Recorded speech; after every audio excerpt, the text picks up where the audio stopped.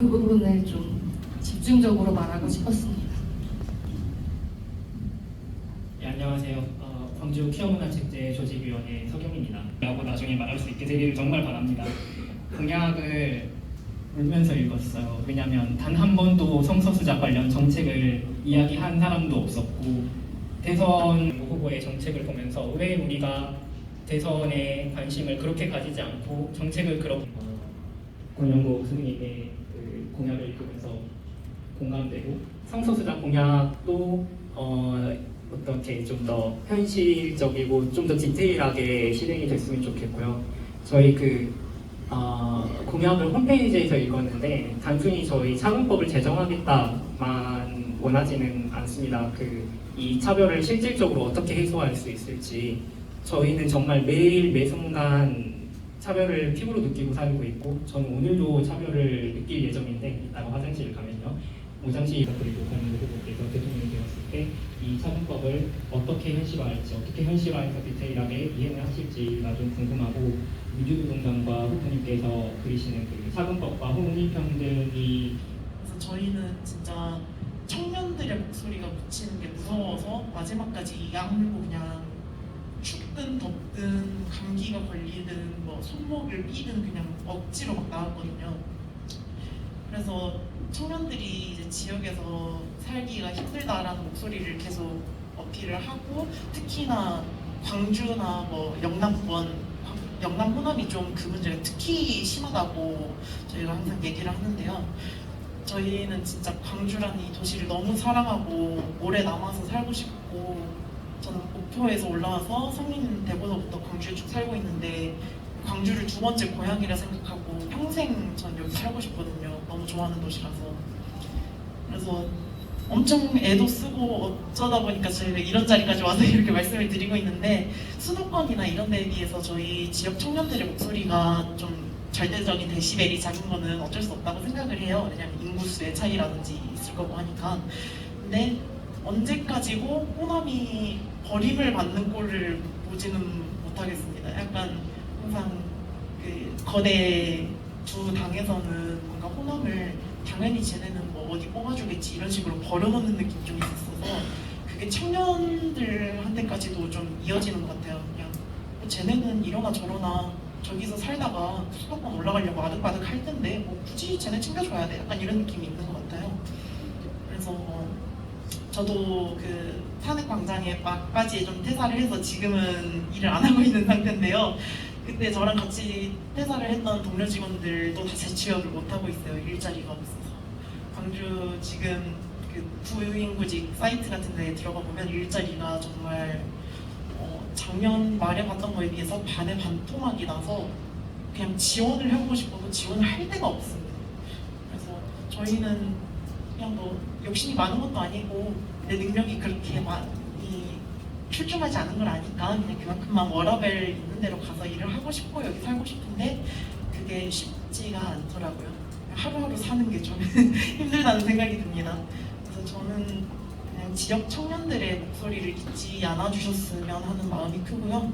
그리고 저도 성소수자 당사자이면서 또 엄청 작은 스타트업 사업장에서도 일을 해봤고, 프리랜서 비정규직으로도 일을 계속 하고 있고요. 그냥 종합적으로 봤을 때 제 인생은 비주류의 인생이라서 이렇게 사는 입장에서 호남이 뭐 좀 후보님이나 저희 민주노동당의 그 텃밭 이런 게 됐으면 좋겠다, 우리가 같이 힘을 실어줄 수 있으면 좋겠다 하는 마음도 있고요. 차별 없고 편안하게 살 수 있는 고즈넉한 도시, 정말 그게 이어졌으면 좋겠습니다. 안녕하세요. 예, 오늘 되게 중요한 말씀들을 지금 하고 계시고 또 충분히 들어야 될 이야기인 것 같습니다. 다만 이제 시간이 좀 짧아가지고 죄송한 말씀 먼저 드리고, 간단히 제가 이제 이 자리에서 모든 것들을 속 시원하게 얘기할 수 있지는 않다는 것 다 각오하고 계시죠? 다행히도 저희 집에 있는 그 말이 좀 건강하게 사라져서 그래서 이제 여러 가지 뭐 병원이나 이런 부분에서는 좀 비용이 덜 들었기도 했고 또 이제 이 동물에 대한 저는 사실 이제 반려의 문제도 있지만 또 한 측면에서는 그 공장식 축산이라고 하는 매우 끔찍한 이제 그 인간의 탐욕 때문에 발생하고 있는 거잖아요. 그래서 오히려 그런 부분들까지를 포함해서 이제 동물권에 대한 이야기를 좀 더 구체화시켜야 되는 거 아닐까 그런 이야기를 드린 것으로 이야기를 부탁드리겠습니다. 그리고 이제 승소주자 문제를 이야기를 하셨는데 사실 이제 그동안은 승소주자가 공개된 장소에서 자기를 스스로 밝히는 것 자체가 굉장히 어려웠었는데 이번 이제 탄핵광장에서 정말로 만개했다라고 이야기할 수 있을 정도로 자기 성 정체성을 드러내지 않고 이야기하는 사람은 그 사람이 오히려 이상하게 보였어요. 그만큼 이제 자유롭게 이야기됐는데 근데 사실 현실로 돌아오면 그렇지 않잖아요. 광장의 이야기였고 그래서 이제 저희들 또 이 승소주자의 차별 문제를 어떤 식으로 현실화시킬 차별을 극복할 수 있는 것을 현실화시킬 수 있을까에 고민을 해야 되는데 그 중에 하나가 이제 건강보험이 어쨌든 동반자에 대해서 인정이 되고 있고 이런 것이 출발이긴 해요. 그래서 이제 하나하나 가야 될 거라고 보는데 뭐 그 중에서 보면 이제 같이 가족을 자유롭게 구성할 수 있도록 뭐 생활 동반자법이라든가 이런 게 당연히 필요할 텐데 아까 질문 중에 보니까 트랜스젠더의 그 진단서 문제를 이야기를 하신 것 같아요. 네, 그 부분은 이제 지금도 이 성정체성에 대해서 되게 엄격하게 지금 법원이나 현실은 보고 있기 때문에 그래서 이 수술이나 이런 걸 가지고 실제로 이제 외형을 가지고 판단을 하려고 하니까 그래서 이 부분을 수술이 아닌 진단서로 거기 이제 성별에 대한 인정, 정정을 하도록 해주자. 이게 이제 저희들 공약이었습니다. 그래서 이제 그 관련해 가지고 성별 인정법 좀 만들어지는 게 필요하다라는 말씀을 드렸습니다. 네. 그다음 이제 그 응원봉연대 세 분이 말씀하셨는데 이 이제 부동산 문제가 이번에 가려졌죠. 네. 이게 쉽지 않아서 이제 이런 문제도 있는데 사실 부동산이 보면 우리나라에서는 자산 불평등의 1등 공신입니다.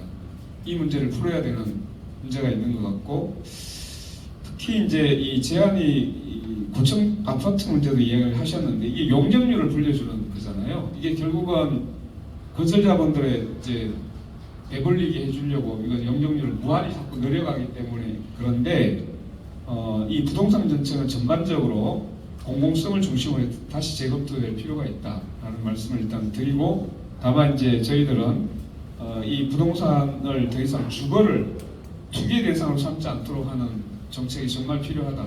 그래서 계속 그 주거권 세입자에게 이런 이제 정책도 내고 있고 공공임대주택의 비율을 훨씬 더 지금 높여야 된다 이런 말씀도 드리고 있습니다.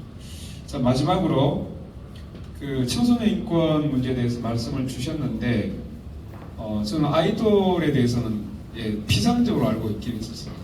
근데 실제로 지금 얘기를 듣고 보니까 대단히 심각하네요. 20세에 이미 자기가 은퇴 시기가 된다 그러면 네네. 아 거기에서 네네 대비 여부에 따라서 다르지군요.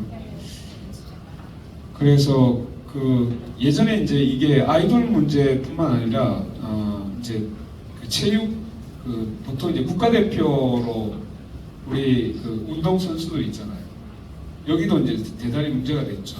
그러니까 기본적인 교육이나 학습 또는 이제 지적 역량을 키워내는 것을 하지 않고 오로지 이제 거기 국가대표만 하기 위해서 수업 다 빼먹고 그냥 운동장에 가서 살자는 이런 얘기, 이런 이제 이 엔터 쪽에서도 반복되고 있는 것으로 보이는데 여기에 대해서는 좀 사회적으로 검토를 하고 문제를 살펴보도록 하겠습니다.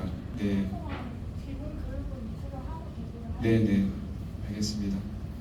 그래서 지금 이제 운동선수들이 유럽이나 이런 데 보면 기본적인 교육을 반드시 의무화하고 있기 때문에 사실상 그냥 모든 것을 그냥 운동 기계적으로 이렇게 하는 것을 사회적으로 대단히 좀 규제를 해야 될 필요가 있다라는 말씀으로 듣겠습니다. 그리고 이제 지역에서 참 나는 광주를 좋아하고 그래서 지역에서 풍부하게 살고 싶다 이게 꿈이라고 하셨는데 예, 지역에서 살 수 있도록 하는 것이 바로 이제 이게 주거 문제, 일자리 문제 이게 다 연관돼 있을 것 같아요. 그래서 굉장히 고민입니다. 지역이 소멸되지 않고 지역 공동체가 이제 서로 분권화되어 있는 상태에서 잘 운영될 수 있도록 하는 것이 정치의 대단히 큰 지금 과제이다라는 말씀으로 일단 마무리를 드리겠습니다. 네. 지금 가셔야 되는데 네, 죄송합니다.